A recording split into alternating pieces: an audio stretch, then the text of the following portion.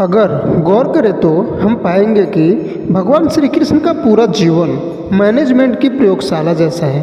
कुरुक्षेत्र में दो सेनाओं के बीच खड़े होकर भारी तनाव के समय उन्होंने अर्जुन को जो ज्ञान दिया वह श्रेष्ठतम ज्ञान है। गीता का जन्म हुआ युद्ध के मैदान में दो सेनाओं के बीच। जीवन की श्रेष्ठतम बातें भारी तनाव और दबाव में ही बाहर निकलती है।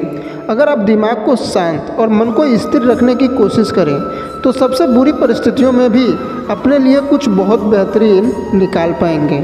यही सिखाते हैं श्री कृष्ण। गीता पढ़ने से पहले अगर इसी बात को समझ लिया जाए तो गीता पढ़ना सफल हुआ मानो। श्री कृष्ण का जीवन ऐसे ही बातों से भरा पड़ा है। ज़रूरत है नज़रिए की। उनका जीवन आपके लिए माइथोलॉजी का एक हिस्सा मात्र भी हो सकता है और आपका पूरा जीवन बदलकर रख देने वाला ज्ञान भी। यह हमें तय करना है कि हम उनके जीवन से लेना क्या चाहते हैं। श्री कृष्ण मात्र कथाओं में पढ़े या सुने जाने वाले पात्र नहीं, वह चरित्र और व्यवहार में उतारे जाने वाले देव हैं। वह हमें सीख देते हुए जिंदगी के 6 सबक सिखाते हैं। पहला, सिर्फ मुर्दों को आराम है। जिंदगी संघर्ष का दूसरा नाम है। कभी अगर आपको जीवन की स्थितियों पर रोना है तो एक बार श्री कृष्ण की जीवनी पर नज़र जरूर डाल लें। रोना बंद कर देंगे आप। श्री कृष्ण ने एक जेल में जन्म लिया था और जन्म लेने के तुरंत बाद ही उन्हें रात में ही उफनती यमुना पार कर गोकुल ले जा गया। तीसरे दिन ही राक्षसी पूतना उन्हें मारने आ गई और यहाँ से जो संघर्ष का सिलसिला शुरू हुआ वह देह त्यागने तक बना रहा। भगवान श्री कृष्ण का जीवन कहता है, आप कोई भी हो, संसार में आए हैं तो जब तक जीवन है आपको संघर्ष करना ही होगा। वे चाहे श्री कृष्ण हो या पुरुषोत्तम श्री राम, मानव अवतार लेकर परमात्मा भी सांसारिक चुनौतियों से बच नहीं पाए। लेकिन श्री कृष्ण ने कभी किसी बात की शिकायत नहीं की। हर परिस्थिति को जिया और जीता। श्री कृष्ण कहते हैं, परिस्थितियों से भागो मत, उसके सामने डटकर खड़े हो जाओ, क्योंकि कर्म करना ही मानव जीवन का पहला कर्तव्य है। हम कर्मों से ही मुश्किलों को जीत लेते हैं। दूसरा, शिक्षा वही जो अज्ञान घटाए, कौशल बढ़ाए। श्री कृष्ण ने अपनी शिक्षा मध्य प्रदेश के उज्जैन में सांदीपनी ऋषि के आश्रम में रहकर पूरी की थी। कहा जाता है कि 64 दिन में उन्होंने 64 कलाओं का ज्ञान हासिल कर लिया था। वैदिक ज्ञान के अलावा उन्होंने कलाएं सीखी। शिक्षा ऐसी ही होनी चाहिए जो हमारे व्यक्तित्व का रचनात्मक विकास करे। संगीत, नृत्य, युद्ध सहित 64 कलाएँ श्री कृष्ण के व्यक्तित्व का हिस्सा बनी। अगर आप विद्यार्थी हैं तो खुद को सिर्फ किताबी ज्ञान तक सीमित ना रखें, अपने कौशल पर ध्यान दें, हर फन मौला बने। अगर आपके बच्चे स्कूल में पढ़ते हैं तो उन्हें अपने व्यक्तित्व को कौशल समृद्ध करने को प्रोत्साहित करें। उनमें कोरा ज्ञान ना भरें। उनकी पढ़ाई ऐसी हो कि उनकी रचनात्मक को नए आयाम मिले। तीसरा, प्रेम बचा रहेगा शेष, रिश्तों में करें निवेश। श्री कृष्ण ने जीवन भर कभी उन लोगों का साथ नहीं छोड़ा जिनको मन से अपना माना।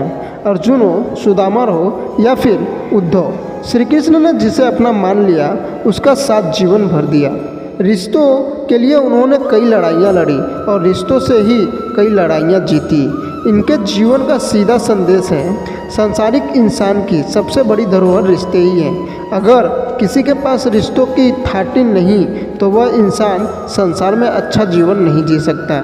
इसीलिए रिश्तों को दिल से जिएं और उन्हें प्रेम से भरपूर बनाए रखें। चौथा, शांति की चाह बनेगी उन्नति की राह। श्री कृष्ण ने महाभारत का युद्ध होने से पहले शांति के लिए पांडवों और कौरवों के बीच मध्यस्थता की।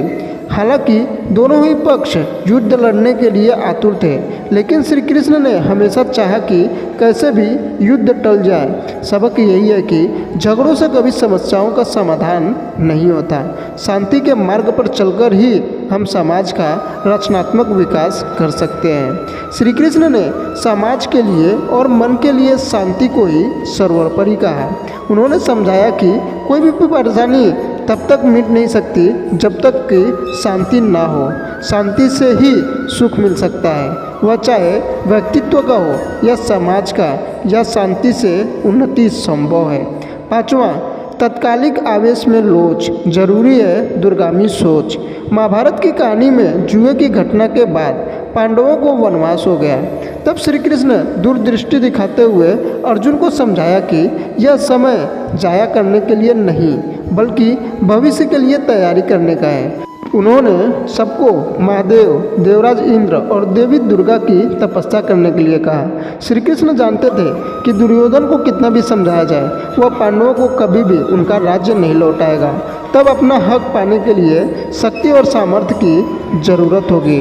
कर्ण के कुंडल कवच पांडवों के जीत में आड़े आएंगे, ये भी वे जानते थे। उन्होंने हर चीज़ पर बहुत दूरगामी सोच रखी। कोई भी फैसला तत्कालिक आवास में नहीं लिया, हर चीज़ के लिए अपने आने वाली पीढ़ियों तक का सोचा। यही सोच राष्ट्र और समाज का निर्माण करता है। छठा, मन की शांति रहे चिर, दिमाग रहे स्थिर। श्री कृष्ण को क्रोध दिलाने वाली, उन्हें अशांत करने वाली घटनाएं बार बार हुई। शिशुपाल पांडवों के राजयुद्ध यज्ञ में कृष्ण को अपशब्द पर अपशब्द कहता रहा। छोटा भाई था, लेकिन उसने मर्यादा तोड़ दी। पूरी सभा चकित थी, कुछ क्रोधित भी थे, लेकिन श्री कृष्ण शांत रहे, मुस्कुराते रहे। शांति दूत बनकर गए तो दुर्योधन ने खूब अपमान किया। कृष्ण शांत रहे। अगर हमारा दिमाग स्थिर है, मन शांत है, तभी हम सही फैसले ले पाते हैं। आवेश में हमेशा हादसे ही होते हैं। विपरीत परिस्थितियों में भी कभी विचलित नहीं होने का गुण श्री कृष्ण से बेहतर और कौन सिखा सकता है। आशा करता हूँ कि आपको वीडियो पसंद आया रहेगा। पसंद आया रहेगा तो कमेंट करके ज़रूर बताएं, और चैनल में ना हो तो चैनल को सब्सक्राइब कर लें और बेल आइकन को प्रेस करके ऑल पे क्लिक कर लें। बोलो जय श्री कृष्णा।